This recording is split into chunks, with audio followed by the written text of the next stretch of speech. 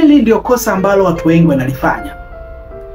Sio kwa kutaka, lakini inatokea tu.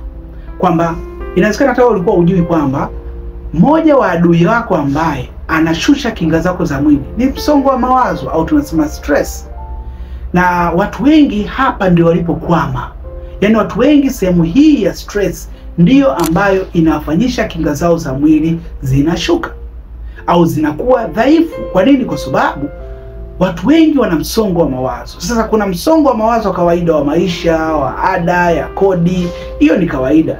Lakini kuna mwingine ana msongo wa mawazo ambao umekuwa overstressed. Mtu anataka mtoto, amekuwa na stress kwa sababu ya mama mkwe anapiga kelele, mume anapiga kelele, mawifi anapiga kelele. Ile inampelekea huyu mtu anakuwa na stress mpaka kupitiliza. Lakini mwingine anadaiwa kiasi kwamba hawezi kukaa bila kufikiria. Sasa kumbuka, unapofanya hivyo unaenda kuharibu homoni zako, zinakuwa zinavurugika. Lakini sio hivyo tu, kitu kingine ni kwamba kinga zako za mwili zinaanza kushuka au zinakuwa dhaifu.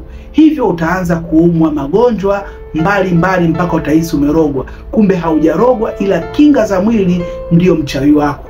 Yaani kinga za mwili zimeshuka kwa sababu ya nini? Ya msongo wa mawazo. Kwa hiyo acha msongo wa mawazo au punguza. Tafuta muda uona refresh.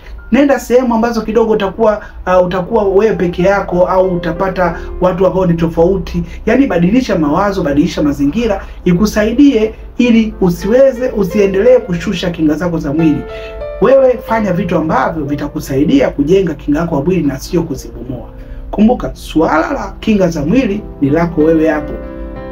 Jali kinga zako za mwili leo ili na zenyewe zikujali wewe kesho. Swala la kujali ni lako wewe hapo.